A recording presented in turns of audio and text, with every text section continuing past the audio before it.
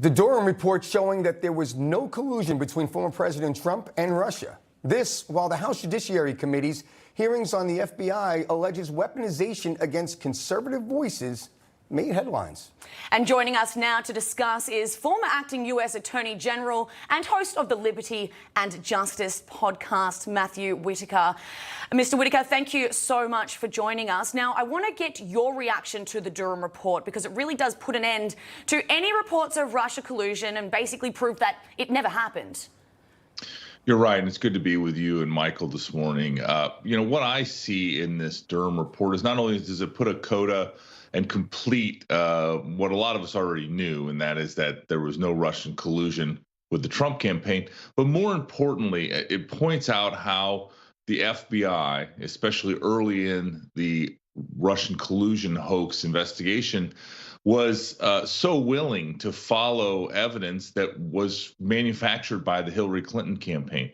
And this is what concerns me the most, is that, we had the Intel and FBI communities do what they did in 2016. We had, again, the 51 spies who lied in 2020, and now we're heading into 2024. And I'm not convinced, no matter what the FBI says, that the intelligence community and the federal law enforcement community are prepared or ready to address the real fundamental issues, which is that bad people in the wrong places could do this again.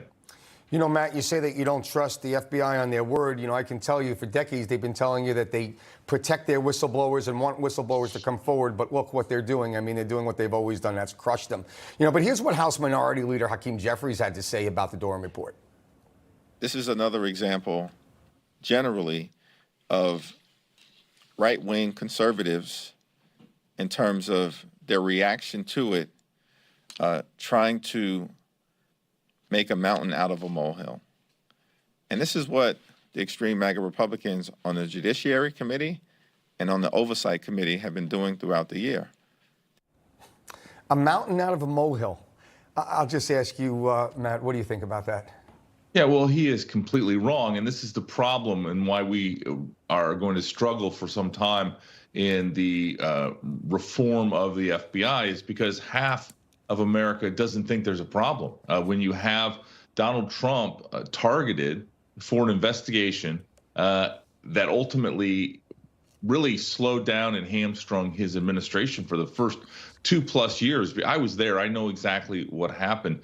Without the Mueller investigation, without the Russian collusion hoax, we could have accomplished so much more. And it's not to say that we didn't get a lot done, Michael, but the real problem is that it was dominating every day. It dominated the news. And to me, I think the Democrats were addicted to it. And to have it go away and to have it be concluded that there was no there, I think disappoints them tremendously. And so they're trying to, assuage their own sadness for this going away finally and not being able to lean in to that narrative anymore. Yeah, Mr. Whitaker, I want to actually turn now to the House Judiciary Committee's hearing of the FBI's alleged weaponization against conservative voices, because here is Garrett OBoyle. He was one of the whistleblowers who testified. Take a listen to this. In weaponized fashion, the FBI allowed me to accept orders to a new position halfway across the country. They allowed us to sell my family's home. They ordered me to report to the new unit when our youngest daughter was 2 weeks old. Then, on my first day on the new assignment, they suspended me, rendering my family homeless. They refused to release our goods, including our clothes, for weeks. All I wanted to do was serve my country by stopping bad guys and protecting the innocent. To my chagrin, bad guys have begun running parts of the government, making it difficult to continue to serve this nation and protect the innocent. But I, for one, will never stop trying. It's really hard for me to hear that because it really is so upsetting to hear a person who works for a government agency go through that. What's your reaction when you hear that testimony? Yeah, well, each one of those whistleblowers that testified, told us, one part of a broader story.